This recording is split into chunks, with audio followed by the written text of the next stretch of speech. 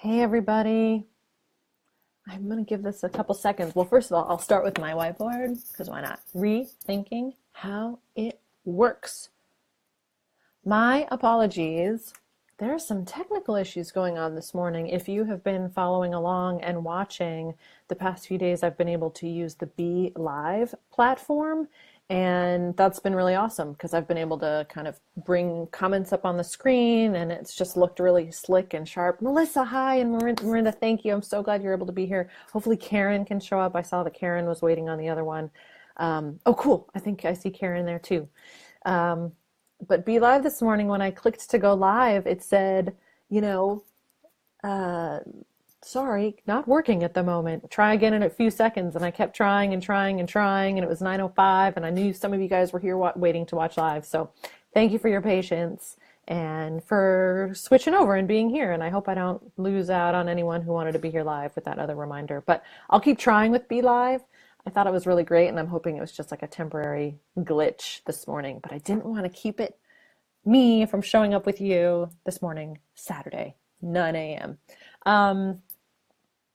As a heads up, I'll probably do a similar 9 a.m. slot tomorrow. Morning works really well, or at least on the weekends. I don't know about you. A little more low key, wearing my hoodie, which is my outfit of choice on most days. Do you have an outfit of choice? What's your outfit of choice?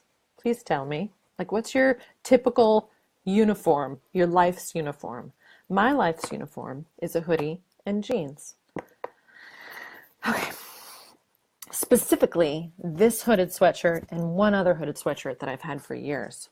All right. So today's topic, really quickly, again, tech stuff. Share your comments. I won't be able to bring them up on screen today, but I will be seeing them scroll through, which is really awesome. And feel free to share, feel free to comment, feel free to leave questions, even if you're not here watching live. And you can also reach out to me directly. You can send me a direct message through my coaching page.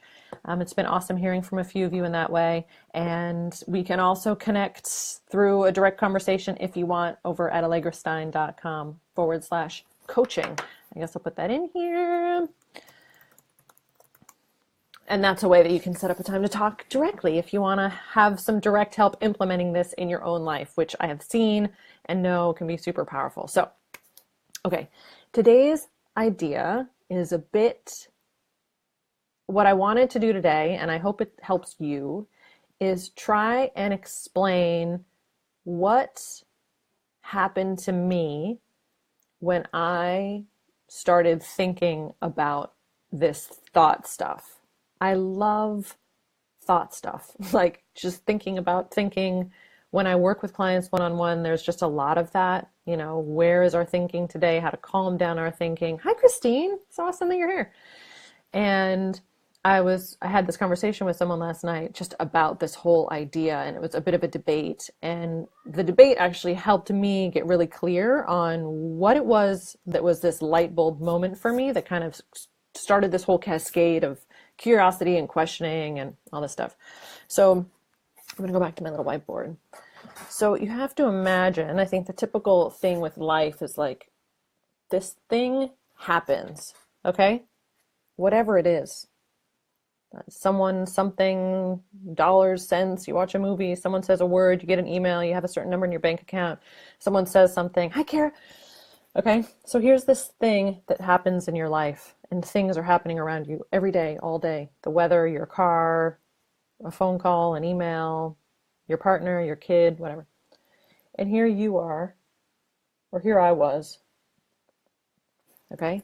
And the way that I thought life worked, or the way that I just think we've all been told that life works, we just understand, our understanding of how life works, is these things would happen in my life, and then I would feel something.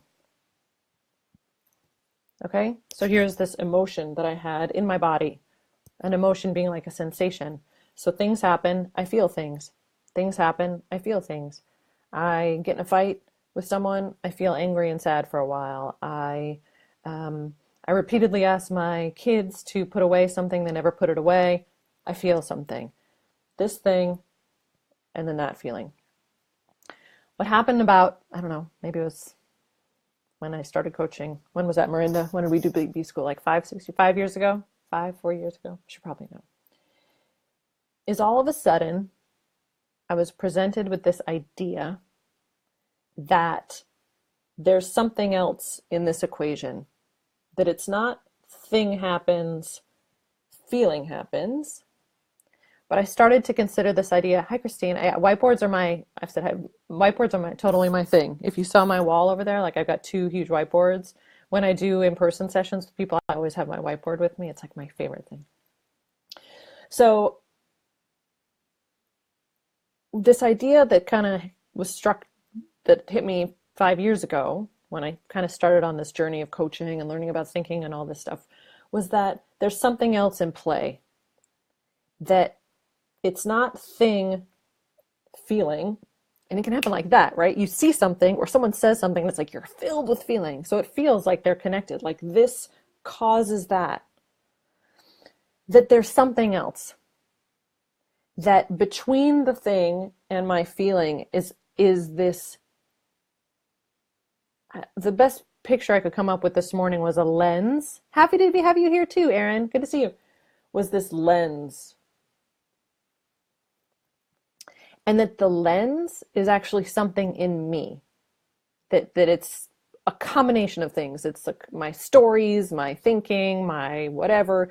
But that the lens that's in me, through which this event gets filtered through, it's whatever happens as a result of the lens that then creates this feeling that I've had. Okay? Now, if there are questions coming up, please post them because I would love to have a dialogue about this. I think I'm fascinated by this stuff, and I'm just sharing my own experience of it, and I'm curious what comes up for you. That's it.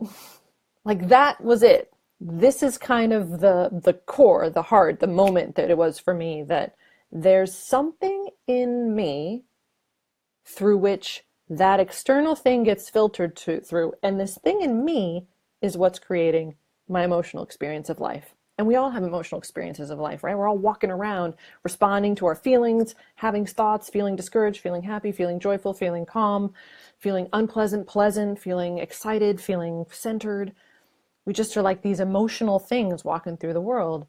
And our common understanding, and the most familiar one, is that our emotional experience is caused by these things outside of us. And I suddenly had this moment of like, wait a minute, it's not that. That this is actually, this thing in me, whatever it is actually what's creating my emotional experience. The implications of that are deep and multi-layered and have a lot of different parts to it. The first one was that all of a sudden, if you ascribe to this model, the feeling with the thing, then if you want to feel better, you have to change the thing. Right? That if we want to feel better, then we got to change the thing that's making us cause our feelings.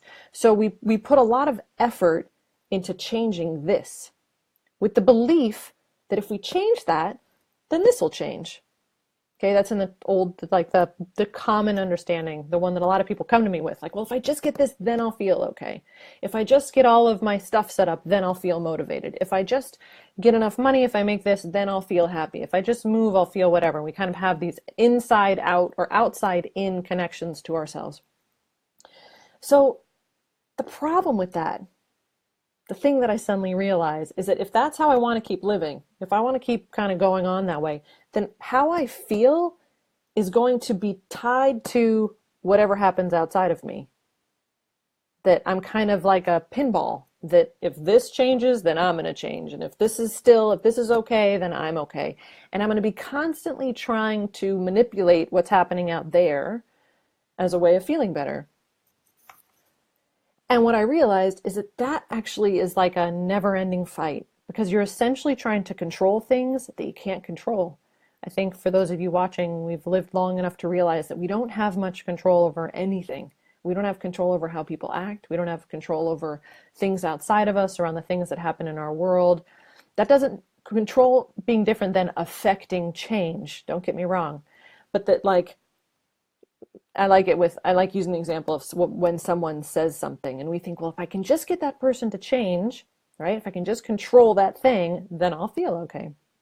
And that is futile.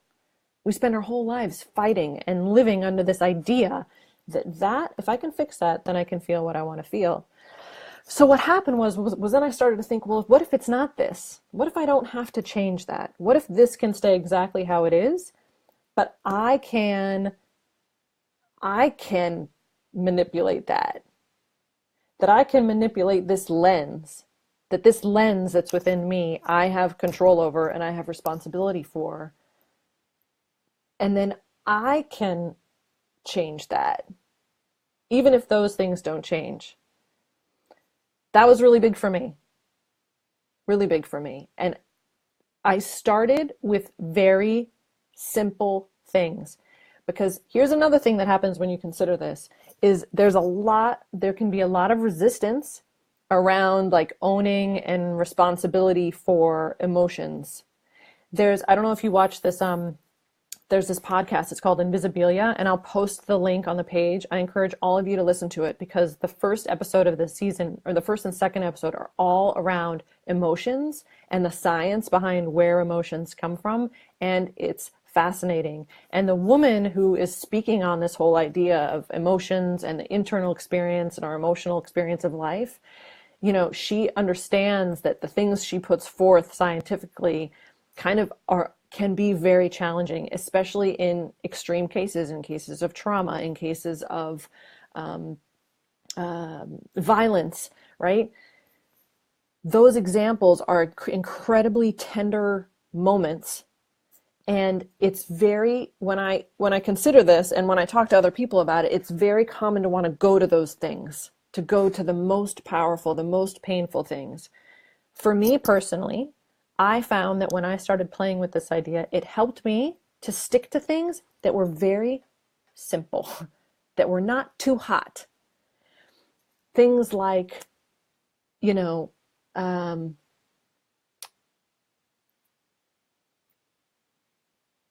example that I turn to is like, someone left dirty dishes in the sink. Someone left dirty dishes in the sink. And when I looked at those dirty dishes, I got annoyed. And my practice became, when I started to consider this, was to say, wait a minute, what if I'm annoyed not because of the dishes, but because of something going on in me? What if that's it? What if the annoyance is coming from me and not the dishes? Now, for me, I found immeasurable relief in that. I found it incredibly liberating to take ownership of that feeling. Part of that was because on this whole little picture has all these different parts that we can explore and dive into, and I find fascinating. But one of the parts is just that emotion itself, and like how we categorize emotion. And there can be this resistance to, well, I'm feeling an unpleasant feeling. Why would I do that to myself? Like, if I'm in charge of it, then why am I not just happy all the time? And there's this underlying story that if we're that happiness is the goal, that we're not supposed to feel unpleasant feelings, and that I don't want to own my unpleasant feelings. Like, it's easier for me to blame my unpleasant feelings on things outside of me. It's easier. It doesn't make it manageable. That's the catch. That was what was like so big for me, is if I keep thinking that, then I can never change it. But if I consider that that it's me, there's like a resistance, like, oh, dang, this is me? And then on the other side of it is, oh, this is me. And if this is me, then maybe I can tweak it. Maybe I can try and polish that lens. Maybe I can try and switch the lens in and out. Maybe I can look at the lens and say, is there a way to practice seeing this stuff, all those little bullets outside of me, in a different way, and therefore experiencing them in a different way? And that, I just think, is so powerful and exciting. But here's the catch. The catch is that understanding that doesn't mean that it doesn't happen. Like, I still, to this day, things happen and I feel things. Things happen and I feel things. I still feel all the same stuff that everyone else feels. I think what's different, and this kind of settled in for me last night as I was thinking over this debate I have, what's different is that when I have the feeling, I can then kind of stop and have that moment of What if that feeling isn't because of that thing? What if it's not? And just that question alone has brought me down a very fascinating path of like my own self-coaching. I mean, I do this stuff on myself all the time. And I have coaches about this stuff for that exact reason. Because when you're in it, you can't see it. When you're in the story, when you're in that emotional place, it's like, no, it's this way because of that thing. And it helps me to have someone say, well, what if it's not? What if it's not that thing? And there's resistance, like, no, it has to be that thing. And then there's relief, like, okay, it's just me. And it's okay that I'm feeling these things, and emotions aren't bad, and all of that. Let me see what comments are coming through. Feel free to share comments, questions. Aaron's catching up again. Sorry I can't bring him on screen today, but BeLive failed me. So some people with chemical imbalance issues get offended by the concept since they've got brain chemicals clouding their lens. But a crucial realization is that your thoughts literally can alter your brain chemistry with a combo of practice, and if you need chemical help, get it and then work on this too. Most definitely. And listen, I share this idea as my own personal experience, and I invite you, for those of you watching, again, there can be a lot of pushback, like, no, it's not this. I'm not, that's fine. I just can tell you that personally, that idea, that possibility that, oh, it's me and not the thing, I don't know. I love it. And it frustrates me to no end when I'm in an emotional spot. And trust me, I have emotional thoughts, emotional experiences all the time. This isn't about not experiencing emotion. And that's an important distinction. And I'm curious if some of you are hearing that. This is not about not having emotion. Emotions are powerful, beautiful, crazy, intense things. It's about re-exploring how that works. Because in the understanding how it works, you suddenly start to become, you're able to almost tease it apart. And like I said, I'm not immune to not experiencing a lot of emotion, but what I can say has happened is that it sticks with me a lot less long, for much less time. So if something happens and I'm annoyed by it, yeah, I'm annoyed by it, that happens. And I can kind of move into this place of like, okay, it's not that, it's here, just let it pass. And it washes through me quicker. Like I don't carry that annoyance all day.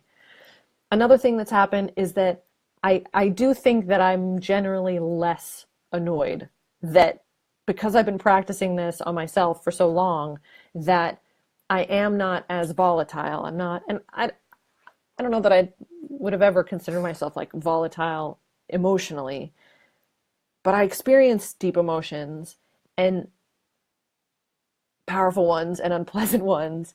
But I think it's happening less and less often. That immediacy of this happens feeling isn't as strong. There's sometimes when I'm with someone and something will happen and they'll get really annoyed and I won't get annoyed. And I'm like, that's it. Maybe that's it. Maybe that's all that's kind of a result of this, is this gradual kind of trend towards staying calm even when these outside things are happening. Christine, you can also accept that the feeling is there and choose not to give it power. I feel awful about this. I'm going to give it a short window, then I'm moving the F on because I'm the one in charge. Totally. And I think that's an important thing. What about shame around your emotions? Karen, that's such a good question. So I don't know if you watched the other day. And again, there's some amazing stuff out there on shame. Brene Brown does amazing work around shame. The way that I can think about shame is a judgment of like myself, of my core, of who I am as a person, versus, let's say, embarrassment, which would be around an event, a thing that I did. So there's like feelings around a thing I do, and then there's feelings around who I am as a person. I think shame around emotions is such a powerful thing to unpack, because there's experiencing emotions. There's like, oh, look, I'm feeling all this stuff. I'm feeling all this stuff. Whoop, I'm feeling all those things. And then there's like, and I'm a bad person for feeling that stuff. And that, I think, that's just like another layer of story, right? Hold on. Remember what I watched yesterday and my dog? He's here. Let me let my dog in. Hold on.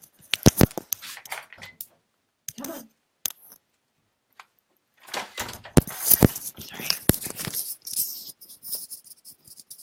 Sorry, everybody. Okay. So that is, and there's a lot of amazing work around like what shame is. And part of that being that we don't want to, let ourselves experience emotion and just feel it. And that's such an important distinction. And I think when I talk about these ideas, that's what sometimes people can hear is, oh, so I shouldn't feel this way? It's my fault that I feel this way? And that whole reaction is based on the supposition that some feelings are bad and some feelings are good. So if this is a bad feeling and you're telling me I'm doing that, you mean tell me that I'm doing a bad thing to myself? Like I've seen that and I experience it myself too. So it almost is this second entire layer of just owning emotions and saying it's okay. Like, yes, you feel that. And I'm not challenging that the feeling is there. I'm just kind of putting this other idea about like, well, that maybe it's coming from a different place. And the understanding and the way that I practice seeing where the emotion comes from, I find incredibly empowering and incredibly liberating. Not liberating from the feeling. I still have the feeling. But liberating from this idea that I have to completely change my world or that I am like this pinball being bopped around and in control, being controlled by all these things outside of me. Sarah says, love, super yogic, stepping back and then taking a look at it and then responding instead of letting your emotions take you for a ride. Sarah, that's totally yes. And that's, I use this metaphor a lot. I'll talk with people sometimes, they'll come into a session with me and they're experiencing a lot of emotion, right? Their lenses are just on fire, their thinking's on fire, their stories are on fire, and they're in it. And they're having what I call thought tornadoes or emotional tantrums, right? And my job and the role that I play for that person is not to try and stop the tornado. It's not to try and say, oh yeah, that's really bad. Let's stop it. Let's try and make you feel better. Let's do all this stuff to feel better. It's to sit and to say, okay, let me just hold your hand and step out of the tornado and let's look at it. And that's it. And it seems so simple. And it is. It's not easy though. And that's why it takes practice. And that's why why when I work with someone, it's not just for like one time. It's like, let's do this consistently. What if we did this every week and had this conversation for a consistent amount of time? Imagine the growth and the change that could happen. All right. So now my dog totally wants to get out. If you've got a dog, please raise your hand. And if you've got a dog who's kind of crazy like mine, double hands. Hold on. Go. Come on. He's totally going to be back. Okay, Melissa asks, how do you change or affect your lens? Here's the catch. The very first thing, and again, I'm only speaking for myself, was it noticing and recognizing that that's what it is, that there is a lens, okay? So I don't think it's about changing the lens, although there's practice that can be done about that. Before even the idea of switching it or tweaking it is just noticing it, is owning it, is playing and getting curious with this whole idea that whatever you're experiencing during your day, whatever emotions, whatever responses, whatever resistance, whatever thinking, is an inside job.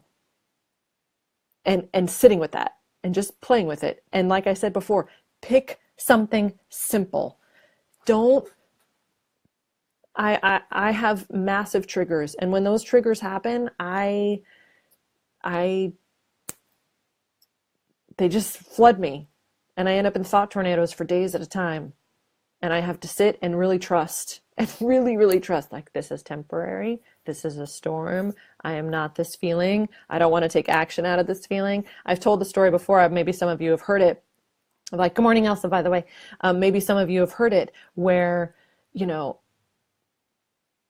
something happened, let's say, with my husband and I had anger. And I had a lot of emotion, and it lasted for a day, 2 days, and I so badly wanted to talk to him about it, right? I so badly, right? This thing happened, something happened, I had strong emotion, and I couldn't, there was no me being like, no, this is all me. It was like, oh, I got to talk about it, got to fix this, got to do this thing, got to blah, blah, blah, but I held myself still because I have learned, again, through this work on myself, that it's when we most want to talk to someone about something that we probably shouldn't talk about it, because we're going to come to the table with anger and expectation and all this emotion. And I was like, you know what? Now is not the time. Don't talk about it when I feel this way. And it was paradoxical because like, but I feel this way, so I should talk about it to try and fix the thing so I feel better. And so I waited and I trusted. And the next day, the anger wasn't there. The storm had calmed down. I was back to my centered self. I was back to my homeostasis. And I realized when I got back to that place, I didn't really need to talk about it anymore. I almost had forgotten what I was thinking the day before that had me so angry. So again, I don't know what you're hearing in that. I'd love to know. Again, as you're watching, like, tell me what you're hearing, because what I'm saying is all about me and has zero relevance beyond what you think. All right, I have to sign off because I just realized I got to take my kid to the doctor and I didn't think I was going to be here till 9:30. Oh my God. Okay. You're all great. Please share comments and questions. I will be back. I'll come back tomorrow morning. In fact, tomorrow morning might just be general Q&A. So do me a favor, leave questions on this. Show up tomorrow at 9 a.m. Eastern with your questions, and I just might be here responding to those before starting with some new stuff on Monday, okay? Tomorrow, 9 a.m. You're all awesome. I'll talk to you later.